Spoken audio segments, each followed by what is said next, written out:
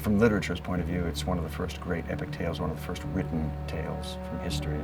But it covers all the human problems and foibles and all that stuff, and wrapped up in a big fable. And it's a fascinating story, and I think what Lisa and Dennis have done really well is to kind of bring it into now and also allow it to reflect both back through time but also to our present day. So much of this piece is about war, rage, how we hold that in, how we express it, not only as individuals but as countries. The Iliad really isn't an anti-war play, it's a war play.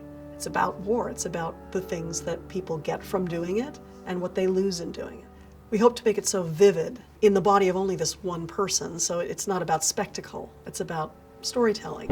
Achilles is the greatest warrior that ever lived. I like big epic projects, and I had never done a one-person show, and I'd been interested for some time of looking for a piece that might be a one-person show. And when I got the script and read through it, I said, oh, this is really neat. It's not just a play, it's not just one guy telling a story. Certainly that's the basis of it, but he plays many characters, he's a character himself, who I think in Lisa's and Dennis's conception has kind of been passing through time, telling this story again and again and again.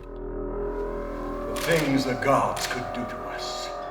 So I went to Dennis O'Hare, who's a friend of mine. I had a feeling that if I got him talking about the Iliad, he'd have a lot to say. We would read a portion of the Iliad out loud, and then we'd set it aside, and then we'd talk to each other. After a while, we started using a camera and recording our improvisation. At one point, we had some wonderful interns transcribe those recordings for us, and that really became the meat of the script, along with this great translation by Robert Fagles.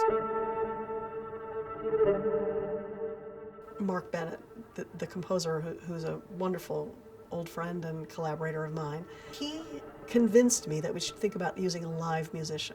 And we also realized that there was this element in the piece of the muse. And this is in the Iliad, and we've lifted it, which is that the poet, especially at the beginning, asks for the muse's help. Oh, please, oh, muses, don't make me do this alone!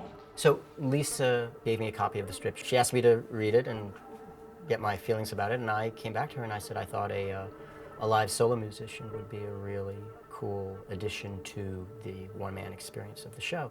And she and I then began to spend a while talking about what that person would be, how the person would function. We want the audience to get involved enough that this ancient story could actually move them, terrify them.